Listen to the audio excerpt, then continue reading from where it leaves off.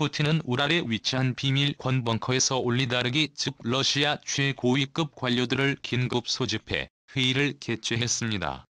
이날 푸틴은 크게 분노하며 1에서 4일 안에 전쟁이 끝날 것이라 예상했으나 우크라이나 젤렌스키의 결사항전에 크게 당혹해한 것입니다. 당초 키예프 접수를 예상했으나 러시아군 지휘체계도 작동하지 않는 등 이상한 조짐이 발생하고 있습니다. 심지어 이날 회의에서 전술 계획이 없어 러시아가 할 수 있는 것들을 모두 소진히 버려 러시아 당국은 램프 및 저한 상황입니다. 현재 러시아는 전쟁 비용으로 하루에 200억 달러가 소모되고 있고 미사일은 3에서 4일가량 사용할 분량밖에 남아있지 않은 상황이어서 아껴서 사용하고 있다고 합니다. 러시아에서 현재 가동 중인 둘라 공장 로텐베르크 공장은 무기 생산 주문을 모두 소화할 수 없는 상황이고 러시아 보병이 소총과 총알로 싸우는 것이 거의 유일한 전술이 되어가고 있는 상황입니다. 분명한 것은 러시아의 국내 총생산 규모는 대한민국 남한보다 못한 수준이라는 것입니다. 심지어 전국적인 인터넷 통신망도 제대로 깔려있지 못할 뿐 아니라 그나마 있는 군통신 지휘망이 국제 해커 집단인 어나니머스에 의해 해킹이 되면서 사실상 러시아군 지휘 통제 시스템이 마비되고 있습니다. 이에 푸틴은 러시아의 체제 자체에 대한 위기감을 느끼고 있습니다. 일부 전문가들은 이번 우크라이나 사태를 계기로 러시아가 우리가 알고 있던 나라와 크게 달라질 것이고 한반도의 지정학 특히 대중국 압박 전선에 큰 영향을 미치게 될 수 있을 것이란 충격적 분석이 나옵니다. 첫 번째 결사항전하는 우크라이나 많은 서구권 매체들은 우크라이나가 공습 하루 만에 모든 정부 수반이 마치 아프가니스탄 대통령과 같이 도망망을 갈 것이라고 흉을 봤습니다.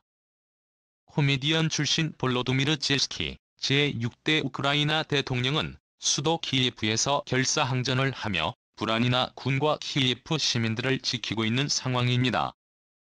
그는 트위터의 가짜 뉴스에 속지 말라며 자신은 죽을 때까지 결사항전을 하며 우크라이나를 수호하겠다고 밝히고 있습니다. 젤렌스키 대통령은 수도 키예프에 머물면서 미국 측이 제안한 대피 비행편을 거절하면서 그의 결사항전 의지의 세계적인 지지와 존경을 받고 있습니다.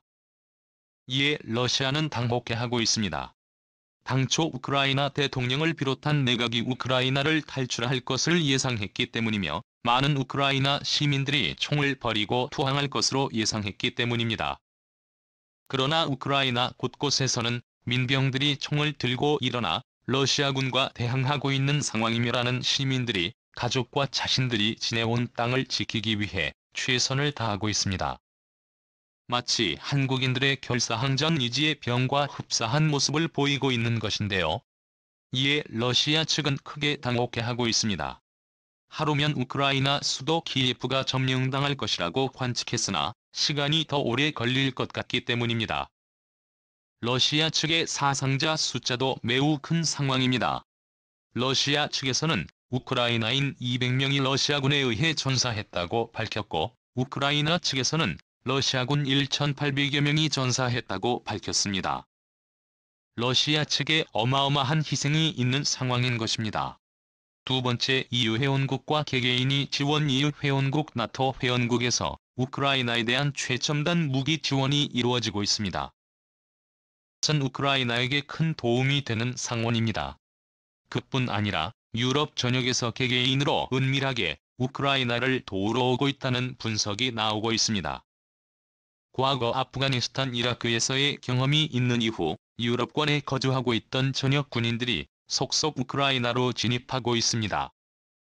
중에는 베테랑 특수 군인들이나 저격수 등이 있을 것으로 관측되어지는 가운데 우크라이나 특히 키예프에 함락이 쉽지만은 않을 것이란 관측이 나옵니다. 현재 네덜란드, 영국, 스위스, 프랑스, 이태리 등지에는 몸이 근질근질한 베테랑 군인들이 많은 상황입니다. 이들이 만약 우크라이나 내로 진입하고 산발적인 게릴라전을 펼치게 될 경우 러시아가 우크라이나를 완전 점령하는 일은 매우 어려울 것이라는 분석을 내놓고 있습니다. 띄는 점은 러시아를 두고 중국을 제외한 모든 국가가 연합하고 있다는 점입니다. 전 세계 많은 민간 해커 집단인 어나니머스는 러시아 정부기관 러시아 국방부의 통신망을 마비시키고 있는 상황입니다. 세 번째 거세게 번지고 있는 러시아 민주화 시위. 러시아가 가장 우려하는 사태가 빚어지고 있습니다. 키우고 있는 러시아인들이 우크라이나의 침공을 규탄하는 평화 시위가 러시아 전역에서 산발적으로 일어나고 있습니다. 우크라이나인과 러시아인은 엄연히 다른 민족이 다른 언어를 사용하지만 같은 민족 계통의 슬라브 계통의 민족으로서 러시아와 우크라이나인들 간에는 갈등도 있지만 시민들 간에는 어느 정도 유대감이 있는 상황이었습니다. 뿐 아니라 러시아 국민들 역시 1991년 소련 붕괴 이후 개혁 개방을 맛보면서 거의 서구권 국가들의 시민들과 다를 바 없는 사람들입니다. 그들은 민주주의를 알고 있고 또 넷플릭스 유튜브 등의 서구적 미디어를 통해 서구권의 모든 문화를 즐기고 있습니다. 중국 인민들과는 완전 다른 상황인데요. 러시아인들은 다시 구소련 시절 인터넷과 모든 서방의 자본이 차단된 상황을 매우 우려하고 있습니다. 순식간에 북한의 상황으로 돌아가 버리기 때문입니다. 때문에 많은 러시아 반전 시위대들이 러시아의 거리를 메우고 있습니다. 많은 민주주의 국가들은 소비에트 체제에서 벗어난 러시아에 대해서 사형제도가 없다는 점을 들어 아직 민주주의의 신뢰학 같은 희망이 남아있다는 의견을 내놓고 있습니다. 최소한 중국, 북한과 같은 인권 박해 국가가 아니라는 점 때문입니다. 이 때문에 이 특이한 러시아만의 사형제도 및 실시제도에 대해서 러시아에 여전히 민주주의를 요구하는 시위대 혹은 우크라이나의 반정부 시위를 규탄하는 시위대가 거리를 메울 수 있게 하는 마지막 당은 민주주의의 생명줄로 평가합니다. 그런데 우크라이나 키예프에 러시아가 진군하고 들어선 날 푸틴이 꼭두각시 정치인으로 알려진 드미트리 메드베데프 전 러시아 대통령은 러시아에서 사형제도의 부활이 이루어지기 딱 좋은 시점이라고 언급을 하면서 러시아가 사실상 옛소련 체제로 전락하게 될 수 있다는 공포가 나오는 상황입니다. 이를 막을 수 있는 방법은 제2의 러시아 혁명 민주주의 혁명밖에는 없다는 의견이 나오고 있습니다. 현재 러시아는 막강한 천연자원을 바탕으로 사상 최대 규모의 외환 보유고를 확보해둔 상황이지만 러시아의 민생 경제는 사실상 초토화되다시피 한 것이 사실입니다. 심지어는 중국인보다 못 사는 나라가 바로 러시아 개개인의 삶입니다. 지난 2020년 중국의 1인당 국민소득이 1,500불을 돌파하면서 러시아의 만 대포를 뛰어넘은 것입니다. 이에 많은 러시아인들은 중국으로 취업을 하러 갈 정도입니다. 또 러시아는 천연가스를 독일 등 서유럽 지역에 파이프라인을 뚫어 막대한 외화를 벌어들이고 있으나 정작 러시아 지방 도시들에서는 가스가 제대로 공급되지 않아 중앙정부에 대한 시민들의 반감이 매우 심한 상황입니다. 러시아 민중은 현재 잃을 게 없는 상황입니다. 의무신경제도로 인해 많은 청년들이 군대에 가 있으나 만약 그 가족들이 거리로 쏟아져 나와 러시아의 민주화를 요구할 경우 마치 볼셰비키 혁명 때의 상온처럼 푸틴 체제의 독재 러시아 체제는 종식을 맞이하게 될 수밖에 없다는 분석이 나옵니다. 제 분열이 우려되는 러시아. 현재 러시아 내에서 우크라이나 침공에 대한 반푸틴 정서가 크게 확산되고 있습니다.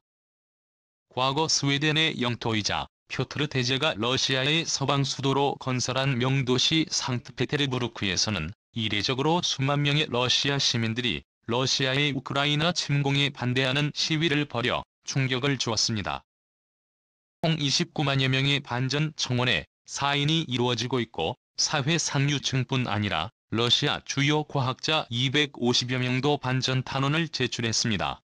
러시아의 소셜미디어 등에는 우크라이나 침공에 항의하는 러시아 국민들의 목소리가 점점 거세지고 있습니다. 일부 군대에서는 푸틴 이하다라는 명령체계가 작동이 안 되고 있다는 내부 소식통이 나오는 상황입니다. 사실상 러시아 집권당 군부 집권 여당 러시아 전반적인 여론이 반푸틴 정서 반전 정서가 생기고 있는 상황인데요. 현재 러시아는 4개의 지역에 서로 다른 지역 정서가 자리 잡아가고 있습니다. 모스크바를 중심으로 한 수도권 그리고 상트페테르부르크를 중심으로 한 탈퇴 권유 그리고 살기 좋은 기후의 소치올림픽을 개최한 바 있는 흑해 연안으로 구분됩니다. 그런데 지난 2011년 러시아 총선거에서 러시아가 양봉되는 모양새가 형성되고 있습니다. 러시아가 우랄 산맥을 기준으로 동쪽과 서쪽 지역에 서로 다른 정치 구도가 만들어지고 있기 때문입니다. 우랄 산맥을 기준으로 한반도와 가까운 동쪽 지방에는 반푸틴 정서가 형성되고 있는 것입니다. 극동 러시아 지방은 그동안 에너지 공급망에서 차별을 받아왔을 뿐 아니라 개발에서도 소외가 중국 자본이 해당 지역을 잠식해가는 추세였습니다. 러시아 모스크바보다 북경이나 한국 서울이 더 가까울 정도로 이 지역은 러시아 중앙정계가 뿌리내리기 어려운 상황입니다. 그뿐만 아니라 지난 2020년에는 극동 러시아의 가장 큰 대도시인 하바롭스크에서 대규모 반정부 시위가 일어나면서 러시아는 사실상 분열의 우려에 직면했다는 분석이 나오고 있습니다. 만약 러시아가 동과 서로 나뉘어지게 된다면 한국과 가까운 동쪽 지역은 친미 성향 방송 성향이 강한 지역이 될 것으로 보입니다. 자칫 러시아의 해외 침공이 자국의 분열로 이어질 수 있다는 경고가 나옵니다. 이는 결과적으로 한반도 북부의 러시아라는 강력한 세력이 사라지고 과거 1920년 1922년 사이에 한반도 북부와 접하고 있던 나라인 셀리나 우크라이나가 다시 부활하게 될 수 있을 것이란 충격적 분석까지 나옵니다. 현재 북한의 붕괴 시 러시아 중국 미국 유엔의 4개국 분할 통치 방안이 유력하게 검토되고 중국에 의해 제안된 바 있습니다. 거기에서 러시아가 빠지게 될 수 있고 러시아라는 강력한 세력과 한반도 사이의 완충지대가 형성될 수 있을 것이란 기대감이 나옵니다. 러시아는 92년 수교 이후 한국과 우호적인 관계를 유지해오고 있으나 러시아는 일본에게 1900년대 초 한반도 분할을 제안한 나라이며 한국전쟁 직전 38도설에 직접적 책임이 있는 나라이기도 합니다. 사이에 있으면 어느 정도 위협이 되는 나라라는 역사적 결론이 나오는 것인데요. 과연 우크라이나 사태가 평화롭게 해결될 수 있을까요? 국토전략 깊이 오늘은 이걸로 마칩니다. 감사합니다.